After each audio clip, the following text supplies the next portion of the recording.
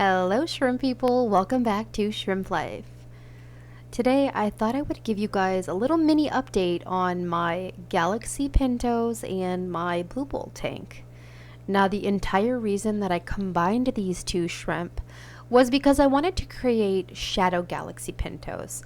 And eventually, I'll start to see offspring that are blue and black instead of white and black. So they'll have the Galaxy Pinto markings, and I'll start selectively breeding the ones with all the traits that I want to solidify that trait in future offspring. So really excited because they're doing just about as good as they can be doing at this point. It's been about 5 weeks, I'd say. Most of the females are buried. There's a bunch of little babies in here. I don't think the little babies in here are Shadow Galaxy Pintos at all. I think that because when I got the Blue Bolts, they were really young. So I think they're just hitting that maturity level now for breeding. So I think that it's very possible that some of the buried females right now will have babies by the Blue Bolt males. So now I bought extreme Blue Bolts, and as you can see, that one right there is really not that impressive. It's kind of light colored, and I really wanted the darkest blue as possible, but I can't really get mad because the breeder sent me all dark blue shrimp, and there's something that happens with Blue Bolts, and Blue Bolts are notorious for this, is that they tend to really change color. So you can start off with some really light Blue Bolts and they can mature into ultra dark. You can have some that are really dark and they get light, and I think there's a lot of factors that happen to create those variances. But yeah, I can't even get mad at the breeder because he sent me dark blue shrimp. So I don't know, hopefully everything goes well with breeding and I'll have some good results eventually. So I find that Pintos are one of my favorite shrimp to breed because they breed really easily for me. Once they get going, they just go and go and go. So I probably should have a lot of babies in here within the next 2 months, a lot of activity. And for me, that's really fulfilling to have that level of success and without a lot of stress or complications. Whereas I find that the shrimp that I'm struggling with right now in my shrimp room are a newer variety of shrimp. I'm struggling a little bit with my orange-eyed red King Kongs and orange-eyed Pintos, orange-eyed black King Kongs. And the reason that I'm struggling with them is they are a newer variety of shrimp. When you have a newer variety of shrimp, there's not as much widely available information on the internet about their exact parameter requirements or ideal parameters for them to do their best at. So a lot of what I'm doing now is through trial and error and tweaking, investigation, Google sleuthing, and basically just really figuring it out with a combination of techniques. So I've made some changes and I think it's going to make the difference now, and those shrimp are going to start doing really well now. Whereas with Pintos, Taiwan bees, CRS, these are Caridina that have been around a lot longer. There's a lot more information about successful parameters, ideal parameters, so it's a lot easier to find. It's a lot more commonly known. So that can be the challenge when you have newer shrimp that are newer to the hobby. Just tweaking things to figure out what they really want to start breeding a lot and what they require. So there are babies in here. I don't know if you can see one off to the right, but they're very small. They're basically the same size as this Brightwell soil. And by the way, I love my Brightwell. I get asked a lot what my favorite soil is, and I was always an 88 Amazonia gal, but I was looking for something that didn't take as long to cycle, that didn't leach tons of ammonia, and for me, Brightwell has done it. I love Brightwell. I have it in every single one of my tanks now, and I love it. So if you have access to Brightwell, that's the soil I recommend to anybody looking for a soil. If you only have access to 88 Amazonia, then yeah, get it, but just be aware that takes a little bit more work to get it ready for your shrimp and safe for your shrimp. So This female is very big and very pretty, and my camera won't focus because, you know, I'm not editing videos like for a long time now, as you guys know. And I find that like a lot of the old school videos that I used to watch, there was no editing. It was literally somebody just sitting here talking about shrimp, and that's the videos I really enjoyed the most, to be honest. I think like editing is overrated. Takes tons of time, and you know, sometimes natural is better, isn't it? Being natural, just talking, you know. A lot of shrimp YouTubers, you know, they just are regurgitating information that they get from other YouTubers or learn off the internet.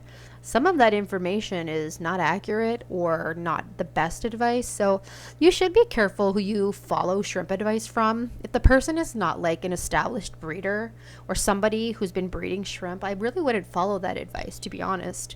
If I have an option to, you know, even if the person is like a huge YouTuber, that doesn't mean that they are an expert at shrimp or have all of those fine details and advice to give you, and the best advice to give you. So I highly, highly recommend focusing in on shrimp YouTubers who breed shrimp. Mark Shrimp Tanks is a friend of mine and a very awesome shrimp YouTuber and shrimp keeper. You can see all of his tanks. He's got babies and lots of shrimp, and he knows what he's doing. So that's the person you want to take advice from. So I've kind of decided that going forward with the YouTube channel, you know, it's just never going to be defined. It's going to basically be like when I want to make a video, I'll make a video. Editing, probably not so much. This will just be like chronicling, you know, some things I'm doing in my shrimp room or different types of shrimp and so on and so forth. Just keep it nice and light. And yeah, so a lot of people ask me how am I keeping ram's horn snails in with my Caridina shrimp. They assume that because it's soft water that they need calcium, and you know, there's very low GH and so on and so forth. However, if you feed your snails a diet high in calcium, I feed mulberry leaves, mulberry pellets, and other pellets that are high in calcium. And as you can see, these snail shells are all perfect. They don't have any more shell deterioration than they would in my Neocaridina hard water shrimp tanks, and I'm attributing that to the mulberry leaves that are high in calcium. If I stop feeding the mulberry leaves or high in calcium foods, I definitely know that I'll start to see some you know, degradation of the shells. They'll start to just look really sad. And even in my Neocaridina shrimp tank, if I stop feeding high calcium foods, the snail shells can suffer quite a bit. So I really realized that when I got super busy before Christmas, and I must have missed like a month of feeding mulberry leaves, and I started noticing quite rapid issues in some of the shells of my snails. So as soon as I start feeding that, I noticed that problem stopped. It doesn't reverse it, but it basically stops it from getting worse. And so yeah, you can definitely keep snails in your Caridina shrimp tanks. And actually, they don't breed as much in the Caridina shrimp tanks. They're not as prolific as they are in the Neocaridina shrimp tanks. So, but they definitely, you know, they can do well. You can keep them in here. And to the person who said that shrimp poop a lot, yes, they do. But they have a symbiotic relationship with shrimp. So all those people who don't want snails in their shrimp tank, just know that they're definitely beneficial. So if your goal is breeding and creating balance in the tank in an ecosystem and having all these microorganisms, snails and snail poop are definitely a fantastic tank mate for shrimp. You can keep the population in check in many different ways. You can manually remove them. You can just feed less. There's a lot of ways you can control, you know, how many snails you have in your tank. And there's always somebody who wants free snails. So if you end up with too many, pretty sure you can get rid of them pretty easily. So now we have no shrimp here. So maybe we should move this. What do you guys think? Let's move this over here. No, that's a bad angle. Sorry. Well, everybody moved. Oh my goodness. Anyways, I do recommend snails. I really do. And I put these in here on purpose. This was not accidental. So some of you might be thinking, oh, it was an accident. No, it was not an accident. I definitely intended to put snails in here. So anyway, shrimp people, that is it for today. It's long weekend in Canada. We're having Easter weekend here. So maybe I'll do some spring cleaning in my shrimp room. I'm going to be taking down a few tanks, you know, focusing more on breeding and quality and less on having a million types of shrimp. You know, collecting shrimp in the shrimp hobby is becoming a thing, and it's kind of like blurs the line between collecting and breeding. So if you want to be a breeder, you know, you don't need 10,000 types of shrimp. Just start with a couple and just, that's what I'm trying to do. Just minimize and work my butt off and try to produce healthy homebred shrimp. And you know what, guys? I will never meet the demand for the amount of shrimp that people want to buy from me. And that's okay because I'm a hobbyist. That's not my goal. My goal isn't like I want to produce 10,000 shrimp a month. That's definitely not my goal.